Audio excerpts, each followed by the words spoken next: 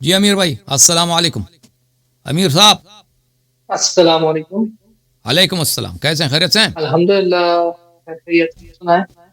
Thank you. اللہ آپ کو جزائے خیر دے. اللہ آپ کو عزت دے. بس بڑی خوشی ہوئی آپ سے بات کر کے. تو میں ٹائم گزارا کیے بغیر ایک مدعے پہ آتا ہوں. جی آج تقریباً کوئی پاکستان میں کوئی واقعہ ہوا تھا.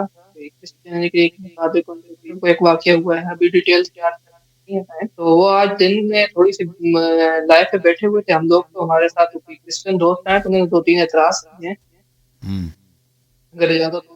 کوئی واقعہ ہوا پاکستان میں؟ کیا واقعہ ہوا بھائی؟ کس واقعے کی طرف اشارہ کر رہے ہیں؟ مجھے تو نہیں معلوم. یہ حسن صاحب یہ کوئی کرسچن تھا میرے خیال سے. کوئی جوتوں کی فیکٹری تھی تو اس کو جو ہے نا اس کے اوپر کوئی الزام تھا کہ قرآن جلایا یا اس کے بیٹے نے حملہ وادن اس طرح کا تھا تو اس کو جو ہے نا مارا گیا. اب دیکھیں کہ کتنی سچائی ہے اچھا کتنی نہیں ہو تو وہ بہتر جانتے ہیں. لیکن انہوں نے کوئی اچھا 2-3 اچھا. کوشچن کیے مجھ سے اس ٹائم تو مجھے جی جواب جی نہیں پتا تھا. میں کہا کہ میں اپنے سے بہتر کسی بندے سے پوچھ کے تو آپ کو بتاؤں.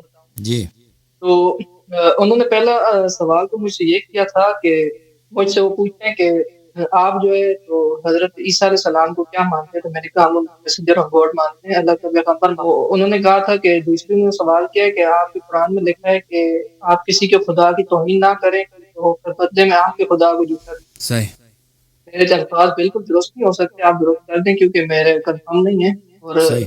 ان دوسری بات یہ تھی کہ کیا آپ حضرت عیسیٰ کو جو ہے وہ حضرت جو ہمارے جوز کے ساتھ کمپیئر کرنے کی ہے کہ میں نے کہا جی بالکل ہماری کتابوں کے مطابق. تو وہ کہتے ہیں کہ اس میں آپ نے جو ہے ہمارے جوز جو ہے کہ یہ توہین کی. آپ تو اپنے قرآن کے مطابق پورا نہیں اترتے کیونکہ ہم ان کو گولڈ بولتے ہیں اور آپ ان کو گولڈ کے جو ہے میسنجر بولتے ہیں. تو دیکھیں قرآن کی جو آیت ہے وَلَا تَسُبُّوا الَّذِينَ يَدْعُونَ مِن دُونِ اللَّهِ وَيَسُبُّوا اللَّهَ عَدْوًا بِغَيْرِ عِلْم. جو خداؤں کو کفار مشرکین ان کی عبادت کرتے ہیں اللہ کی جگہ ان کو گالی نہ دو کیونکہ وہ جہالت میں اللہ تعالیٰ کو بھی گالی دیں گے. ٹھیک ہے نا. تو ہم حضرت مسیح علیہ الصلوۃ والسلام کا بڑا احترام کرتے ہیں, تقدیس کرتے ہیں. ٹھیک ہے. اور ہم ان کو, یہ صرف ہم نہیں, بہت سارے کرسچن فرقے بھی جو ہیں ان کو گاڈ نہیں مانتے. وہ بعض کرسچن فرقے جو ان کو گاڈ مانتے ہیں. بہت سارے کرسچن فرقے وہ کہتے ہیں کہ وہ گاڈ کے بیٹے ہیں. گاڈ نہیں ہے, ایک گاڈ فادر ہے, یہ ان گاڈ کے بیٹے ہیں, یہ اللہ کے بیٹے ہیں. تو اگر ہم یہ کہتے ہیں, ہم گالی کے طور پہ نہیں کہتے, ہم احترام کرتے ہیں, ہم سے محبت کرتے ہیں, وہ ہماری ایمان کا جز ہے. اور یہ اس طرح نہیں ہے کہ کرسچن جو ہے, دیکھیں قرآن کی آیت تو یہ ہے کہ آپ ان کے خداؤں کو گالی نہ دیں تاکہ وہ اللہ کو گالی نہ دیں. ٹھیک ہے نا. اللہ پہ تو ہمارا ایمان مشترک ہے کرسچن کے ساتھ, اس طرح نہیں ہے. دیکھیں جب آپ لوگ عربی بائبل بھی کھولتے ہیں نا, عربی میں جو انجیل ہے تورات ہے اس میں بھی اللہ کا نام اللہ ہے. اللہ کے انجیل جو ہے قرآن سے پرانا کتاب ہے, اس میں اللہ کا نام گاڈ نہیں ہے, یہوہ نہیں ہے, جہوہ نہیں ہے, اس میں اللہ کا نام اللہ ہے. یعنی انجیل کے عربی جو ورژن ہے اس میں دیکھیں اللہ کو اللہ بولتے ہیں. تو اس طرح ہم جب قرآن کی آیت یہ ہے کہ آپ ان کے خداؤں کو برا نہ کہیں, گالی نہ دیں تاکہ وہ آپ کے خداؤں کو گالی نہ دیں. تو اس طرح تو نہیں ہے کہ ہم عیسائیوں کو اگر کہہ دیں کہ حضرت عیسیٰ علیہ الصلوۃ والسلام کو ہم اللہ نہیں مانتے, ہم اللہ کے مخلوق مانتے ہیں, اللہ کے پیارے نبی مانتے ہیں, تو آگے آ کے بھائی گالی شروع کرنا کر دیں کہ اللہ تعالیٰ کو. ٹھیک ہے نا. اگر کوئی ایسا واقعہ پیش آتا ہے تو ہم ان کے سامنے نہیں کہیں گے. اگر کوئی جاہل کرسچن ایسا ملتا ہے ہمیں دنیا میں کہ اگر ہم کہہ دیں کہ بھائی عیسیٰ علیہ السلام اللہ نہیں ہے, وہ اللہ کے نبی ہیں, اللہ کے بندے ہیں, اللہ کے پیارے بندے ہیں, تو وہ آگے سے ہمارے اللہ کو گالی دے گا تو ہم اس کے سامنے نہیں کہیں گے اس طرح. ٹھیک ہے نا. لیکن عام طور پہ یہ ہوتا ہے کہ کرسچن جو ہے ہماری بات کو سمجھتے ہیں کیونکہ خود کرسچن لوگ, ان میں تعلیم بہت ہے. پہلی بات ہے کہ اکثر کرسچن, اب پاکستان میں جو کرسچن ہیں وہ بیچارے اکثر وہ ہوتے ہیں بنگی ہوتے ہیں, ان بیچاروں کا پاکستانیوں نے ان کے لیے ان کو صرف بنگی ہونے کی اجازت دیتے ہیں. یہ بڑا ظلم ہے بھائی. پاکستان میں صرف بنگی جمعدار سب وہ بیچارے کرسچن ہوتے ہیں. لیکن باقی دنیا میں چلے نا, کرسچنوں کی بڑی تعلیم ہے, اچھے جتنے یونیورسٹیز ہیں وہ کرسچنز کے ہاتھ میں ہیں. کرسچن ملک بڑے ترقی یافتہ ہیں مسلمانوں کے مقابلے میں. دوسری بات ہے کہ کرسچن فرقے خود ان میں بہت سارے ہیں, ایک دو نہیں ہیں, بہت سارے ہیں جو جیسس کو اللہ نہیں مانتے. اللہ کا وہ بہت سارے ہیں وہ جو بالکل ہم جیسے اعتقاد رکھتے ہیں کہ وہ اللہ کے بیٹے بھی نہیں ہیں. وہ کیا ہیں, وہ اللہ کے مخلوق ہیں, اللہ تعالیٰ ان کو بغیر باپ کے خلق کیا ہے. بعض کہتے ہیں کہ نہیں وہ اللہ نہیں ہے لیکن اللہ کے بیٹے ہیں, بعض لوگ یہ کہتے ہیں. ٹھیک ہے نا. تو یہ خود ان میں اختلافی مسئلہ ہے.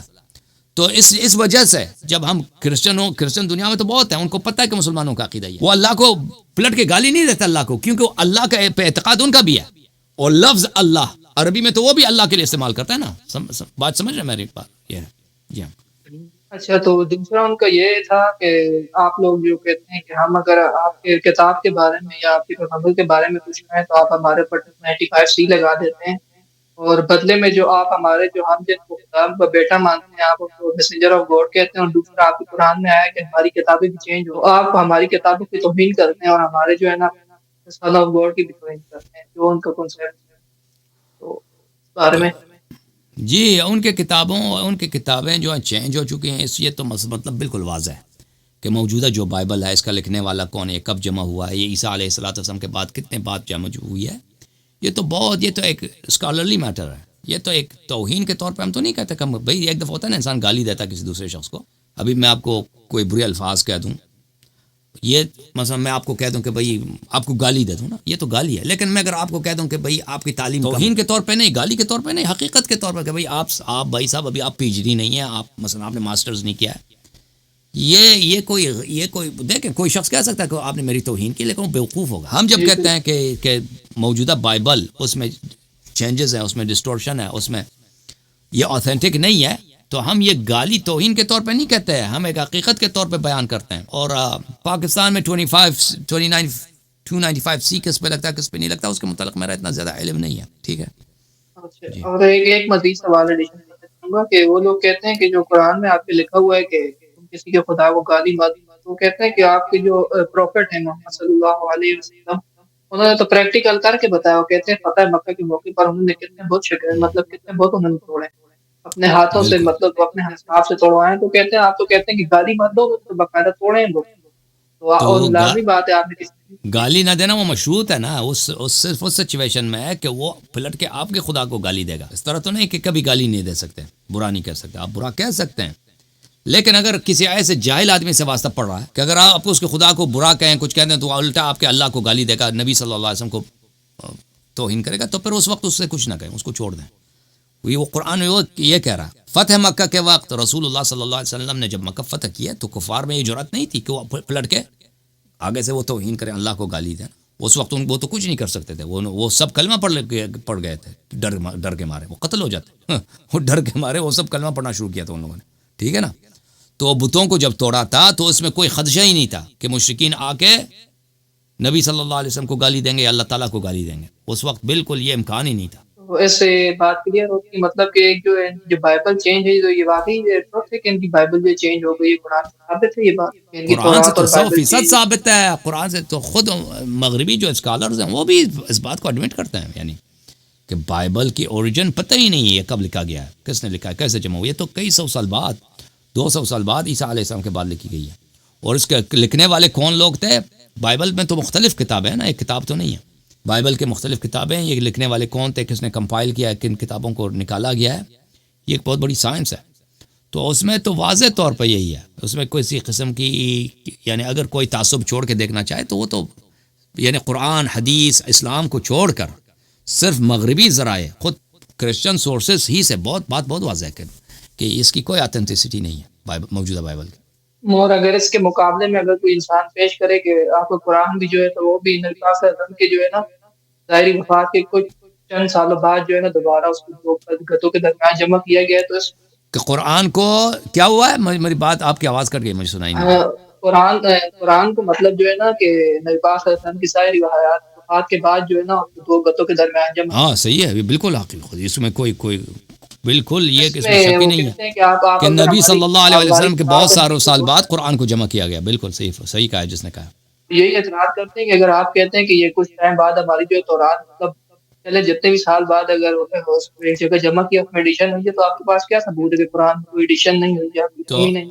بالکل ان کی بات یہ سوال بات ان کا کچھ صحیح ہے کہ قرآن بعد میں جمع ہوا ہے، ٹھیک ہے، نبی صلی اللہ علیہ وسلم کے زمانے میں جمع نہیں ہوئی ہے، بات ان کی صحیح ہے، لیکن اور یہ بات بالکل ان کی اگر وہ کہتے ہیں قرآن میں مثلا آگے آیات آگے پیچھے ہو گئے، ترتیب وہ نہیں ہے، وہ بھی صحیح کہہ رہے ہیں، ترتیب وہ نہیں ہے، یعنی ترتیب جو اللہ کی ترتیب ہے وہ مسلمانوں کو نہیں پتہ کہ وہ ترتیب کس طرح ہے، سوروں کی ترتیب بدل دی ہے صحابہ نے، یہ بھی صحیح ہے، اب اس میں سے کچھ آیات حذف کی گئی ہیں، یہ بھی ثابت ہے، ٹھیک ہے نا۔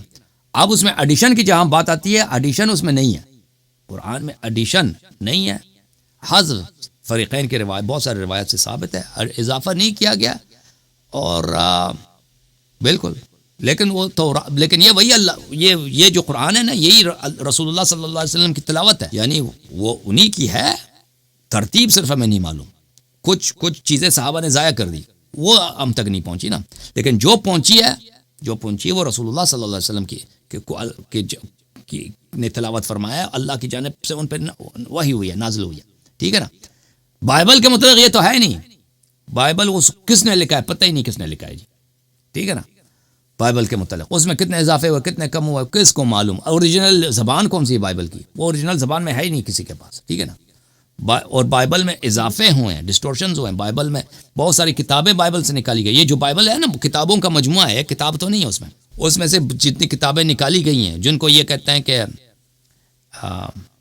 اس کے لیے ان کے پاس ایک نام بھی ہے، اب میں نام میرے زبان پہ نہیں آ رہا، تو وہ کتابیں جو نہیں بائبل میں انہوں نے شامل نہیں کی ہے، اور ان میں اختلاف ہے کہ بائبل کا جز ہے یا نہیں ہے، تو بائبل کی تو کہانی اور ہے۔ اچھا، تو اس میں ایک اور سوال کی ایڈیشن کرنا چاہتا ہوں کہ یہ جو آپ مطلب ایک ہے اہل سنت کے درمیان بھی کہ تھوڑی بہت جو آیاتیں تھی وہ حذف ہو گئی ہے، تو اس سے کیا ہمارے مطلب عقائد میں کوئی نقصان نہیں پہنچا؟ قرآن کی کسی آیت مطلب یعنی قرآن مجید میں سے جو باتیں نکل گئی ہیں تو وہ تو ہمیں اہل بیت علیہ السلام کے احادیث میں ہے کہ وہ کون سی باتیں ہیں، ٹھیک ہے نا۔